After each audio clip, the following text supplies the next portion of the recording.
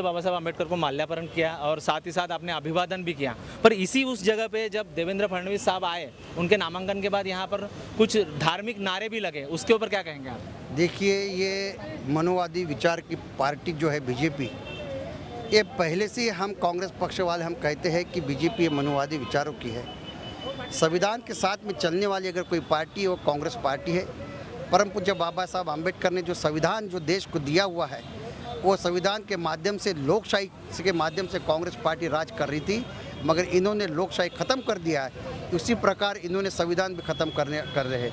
और मैं आपके माध्यम से जनता को आह्वान करना चाहूँगा, इस प्रकार के मनुवादी विचारों को अगर सत्ता के बाहर करना है तो परम पूज्य बाबा साहब आम्बेडकर के जो संविधान जो है उसको लेकर चलने वाली पार्टी कांग्रेस पार्टी को आने वाले समय में बहुमत से जिता के दे।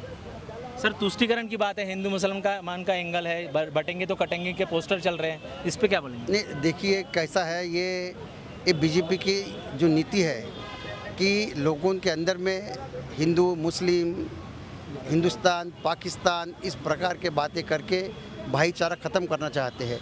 मगर मैं आपको बताना चाहूँगा, जितनी ये कोशिश ऐसी करते रहेंगे, जो परम पूज्य बाबा साहब आम्बेडकर का जो कहना था, संगठित हुआ संघर्ष करा, ये ये जो उनका जो वाक्य है, ये उस प्रकार मार्ग पर जनता चल रही है। पूरी जनता संगठित हो रही है और मनोवादी विचारों को हटाने के लिए सब इकट्ठा हो रहे हैं। बेरोजगारी आहे, महागाई वाढलेली आहे, डिझेल पेट्रोलचे भाव एकदम उछालवर आहे, त्याच्यावर काय म्हणणार? नाही बघा, गेल्या 10 वर्षामध्ये संपूर्ण भारताच्या जनतेला माहीत आहे की महागाईचा प्रश्न किती गंभीर आहे। 2014चे भाव आणि आज 2024चे भाव जर पाहिलं तर दुप्पट भाव प्रत्येक गोष्टीचा झालेला। मग पेट्रोल असेल, गहू असेल, तांदूळ असेल आणि तेल असेल, जे सार्वजनिक जीवनामध्ये मूलभूत जे आपल्याला दैनंदिन जीवनामध्ये लागणारं जे साहित्य आहे त्याचा डबल भाव झालेला आहे। गरिबांचे हाल आहे आणि मी तुम्हाला सांगतो आहे की बरेचसे लोक आत्महत्या करतात या महागाईमुळे आणि त्याच्यामुळे आपल्याला विचार करावा लागणार आहे की बाबा या सरकारला सत्तेमध्ये ठेवायला पाहिजे की नाही पाहिजे।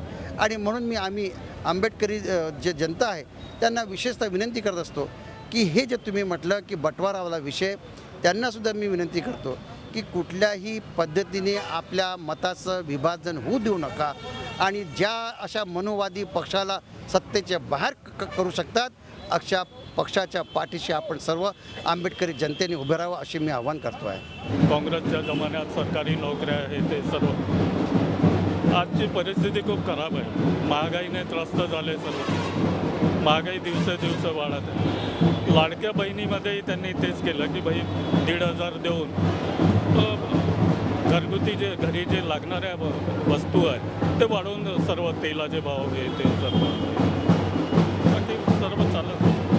मध्य भारत का ये स्थान, जिसको विदर्भ के नाम से, नाग विदर्भ के नाम से पूरी दुनिया में जाना जाता है, ये गढ़ जो जीता वो सिकंदर, ये इतिहास रहा है। हम देखते हैं यहाँ पर चुनाव की इस बेला में, लोकतंत्र के इस पर्व में आज नामांकन का आखिरी दिन है। हर पार्टी के लोग अपने अपने प्रभाव के साथ शक्ति प्रदर्शन कर रहे हैं, अपने अपने अनुयायियों के साथ, अपने अपने फॉलोअर के साथ वो नामांकन भरने जा रहे हैं। लेकिन दूसरा एंगल ये भी है कि देश में, महाराष्ट्र में हम देखते हैं कि पूरे देश की महाराष्ट्र में समस्या अमूमन दिखाई जाती है, क्योंकि यहाँ पर हर चौथा आदमी परप्रांतीय है। महंगाई, बेरोजगारी, डीजल का भाव, पेट्रोल का भाव, इससे जनता त्रस्त हो चुकी है। क्या लगता है अल्टरनेटिव होगा? बिल्कुल अल्टरनेट होगा। आपने देखा कि सारे कोरोना में पूरे डीजल पेट्रोल का एक्सेस मटेरियल था उनके पास पूर्वी विदेशी लोगों में, वो सारा डिजोल्व करने पे लोग तुले थे, लेकिन नागपुर शहर में, इवन भारत में वो 100 के पार हो चुका था। डीजल 100 के पार हो चुका था। अगर आप डीजल अगर सस्ता नहीं करोगे तो उसमें जो ट्रांसपोर्टेशन जो एक्सपेंसेस लगते वो हर चीज़ महंगी होंगी, सब्जी या मिर्ची जो भी भाव होगा वो जरूर महंगा होगा। हमने देखा कि कोरोना में कांग्रेस पार्टी ने बहुत अच्छे से काम किया। आज बेचारे लोग 5-5 हज़ार किलोमीटर पैदल गए, इसका होश नहीं है। लाशें सड़कों पर बहती रही, भारतीय जनता पार्टी को इसका होश नहीं रहा। लेकिन कांग्रेस के सभी लोगों ने दवाखाने में जाकर, ऑक्सीजन जाकर, किसी किसी जात पात को न मानकर ये लोगों ने, कांग्रेस का हर कार्यकर्ता ने मेहनत किया है, कष्ट किया है। इसी तहत आज लोग भूले नहीं है वो कोरोना का काल, वो परेशानी का सबब भूले नहीं है। आपने देखा कि इतनी भयंकर महंगाई बढ़ गई है, सारी चीज़ महंगी हो गई है, लोग, जनता त्रस्त है, युवा बेरोजगार है। ये लोग ने एक रोजगार नहीं लाया, सारे ये रोजगार वो लोग ने गुजरात लेकर चले गए, डायमंड फैक्ट्रीज चली गई, पोर्ट चला गया। अब बचा क्या है?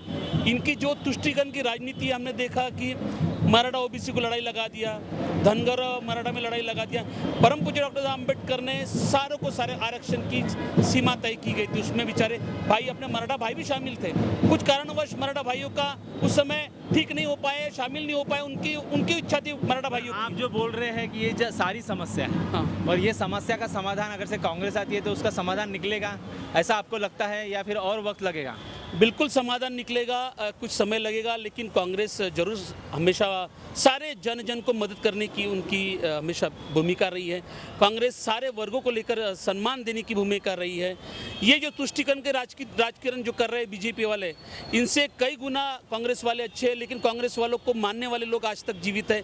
सारा समाज इस बार कांग्रेस के साथ में, जिस प्रकार से अपनी लोकसभा में भारी बहुमतों से अपनी जो महाविकास आघाड़ी चुन के, उसी प्रकार राज्य में फिर से महाविकास आघाड़ी चुन कर आ रही है, इसमें 1 रुपये का शक नहीं है। हम देखते हैं महाराष्ट्र के अंदर ये संतों महापुरुषों की ज़मीन है, और यहाँ पर एक फैक्टर हिंदू और मुसलमान का भी हम देखते हैं, बटेंगे तो कटेंगे के मुंबई से लेके झारखंड तक पूरे पोस्टर लग जाते हैं। तो आपको लगता है यहाँ की जनता, यहाँ के मतदान, ये जो नारेशन तैयार कर रहा है बीजेपी और आरएसएस, ये बचा पाएगी? नहीं, आपने देखा ना, मैं देखा गिरिराज सिंह किस प्रकार से कटेंगे तो बटेंगे नारा लगा रहे हैं। इनको सिर्फ हिंदू यानी कि सिर्फ मंदिर में डोनेशन करने वाला एक व्यक्ति है, इनके आगे इनकी कोई इमेज नहीं है। इस सारी सत्ता 1% लोग, आरएसएस के लोग सत्ता में भागीदारी का पूरा मलाई खा रहे हैं, इनको बाकी जनता से कोई लेन देन नहीं। अब मुस्लिम भाई, हमारे मुस्लिम भाई भी बहुत जागरूक है। आज अगर 10 साल से लोग दंगा कराने के मूड में लोग सारी टीम, लेकिन मुस्लिम भाइयों ने बड़े धैर्य से, बड़े सकल परिश्रम से इस दंगे को रोका है, और मुस्लिम भाई जागरूक है। मुसलमान भाई बाबा साहब अम्बेडकर का संविधान का हमेशा सत्कार सम्मान करता आया है। उसी तहत आज इस शहर में भी जो भी मुस्लिमों के द्वारा जो कुछ छोट बड़ी नेता बात कर रहे हैं, लेकिन मुस्लिम समाज एक जागरूक समाज, पढ़ा लिखा समाज, बाबा साहब अम्बेडकर का समाज मानने वाला समाज जरूर कांग्रेस को वोट करेगा। ये इनके जाल में फंसने वाला नहीं, मैं आपके चैनल के माध्यम से बताना चाहता हूँ सर। कांग्रेस से लोग उम्मीद लगा के बैठे हैं महंगाई के विरोध में, बेरोजगारी के विरोध में, यहाँ तक समता, बंधुता, मैत्री के पक्ष में लोग चाहते हैं कि बदलाव हो। अब इस उम्मीद पर कांग्रेस पार्टी किस तरीके से उतरती है और किस तरीके से आने वाला वक्त हम देखते रहेंगे। आप बने रहिए आवाज़ के साथ।